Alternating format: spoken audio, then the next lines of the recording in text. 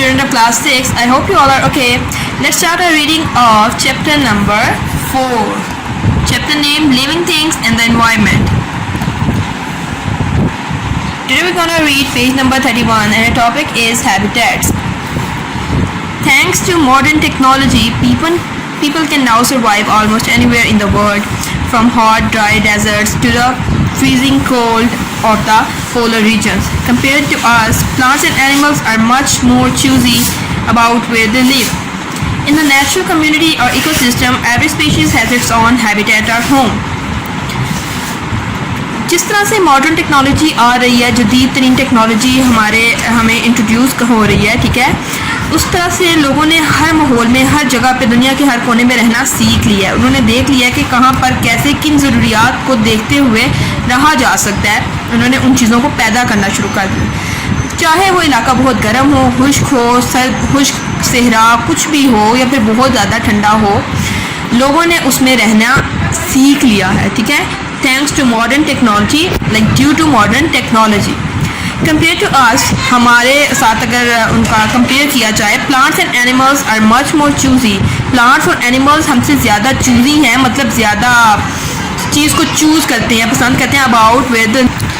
अच्छा, प्लांट्स और जो एनिमल्स हैं वो हमारे निस्बत ज़्यादा चूजी हैं कि वो ज़्यादा अपने जहाँ पे वो रहना पसंद करते हैं उसको चूज़ किस तरह करते हैं, ठीक है, उनकी अपनी चॉइसेस होती हैं। In a natural community or ecosystem, every species has its own habitat or home. Habitat ऐसी जगह जहाँ पर जो रहा जाता है, ठीक है, जहाँ पर एक होम होता है। हैबिटेट और होम जहाँ पे रहा जाता है।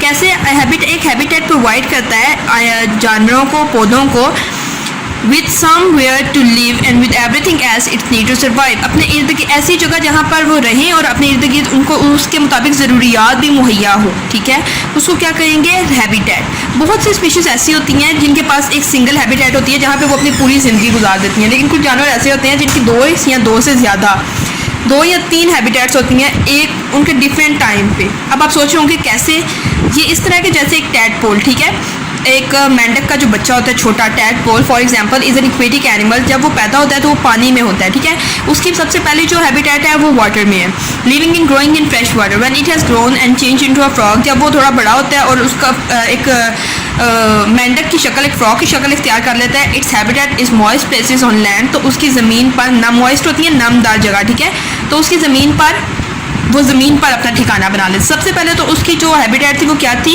एक्वेटिक, पानी के अंदर, और उसके बाद उसने एक मॉइस्ट प्लेस ऑन लैंड को चूज़ किया। तो इस तरह एक तो ये चूज़ी होते हैं और दूसरा ये कि उनकी एक डिफरेंट टाइम्स में डिफरेंट हैबिटेट्स होती हैं, एक ही हैबिटेट में बहुत कम होते हैं, ठीक है। The giant pandas habitat is limited to where it can obtain its main food, bamboo shoots.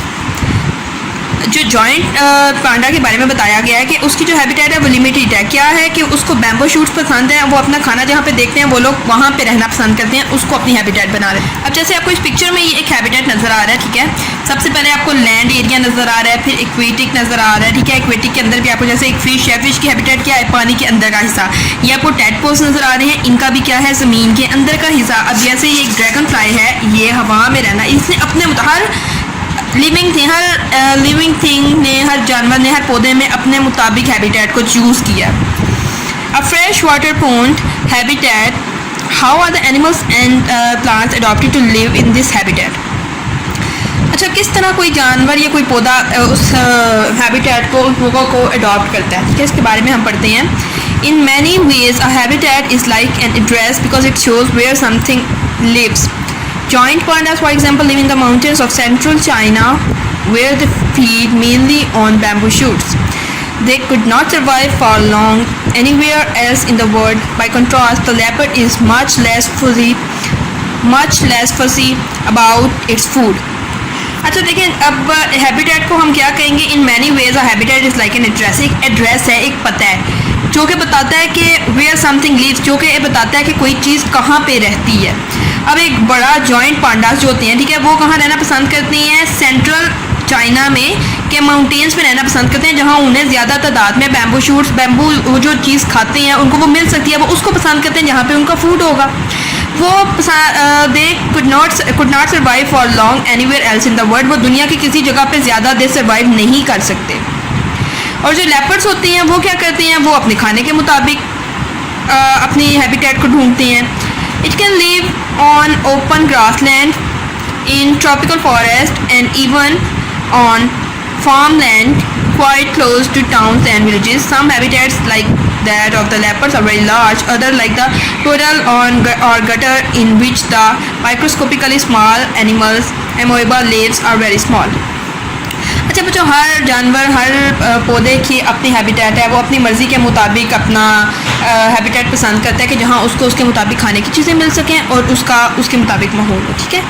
अब लेपर्ड्स वहाँ पे रहना पसंद करेंगे जहाँ पे उनके खाने की चीज़ें हो, उनको पसंद हो जो जगह। इसी तरह से अब कुछ ये कीचड़ वगैरह में रहना पसंद करते हैं जानवर, जैसे अमोइबा का बताया कि वो जो बहुत छोटा होता है जिसको माइक्रोस्कोप से देखा जाता है। तो सिंपल ये जानवर और पौधे बहुत चूज़ी होते हैं अपनी जगह पसंद करने के लिए, अपनी हैबिटेट पसंद करने के लिए। तो आज के टॉपिक हैबिटेट में हमने एक तो जानवरों के बारे में देखा कि कौन किस तरह रहना पसंद करता है और कहाँ रहना पसंद करता है, और हैबिटेट के बारे में पढ़ा जो कि habitat is like an address, ठीक है, वेयर समथिंग लिव्स। इंशाल्लाह हम अपने अगले टॉपिक में अपना नेक्स्ट टॉपिक इंशाल्लाह रीड करेंगे द फिज़िकल एनवायरनमेंट अपने नेक्स्ट लेक्चर में। टिल देन अल्लाह हाफिज़ फ्रेंड्स।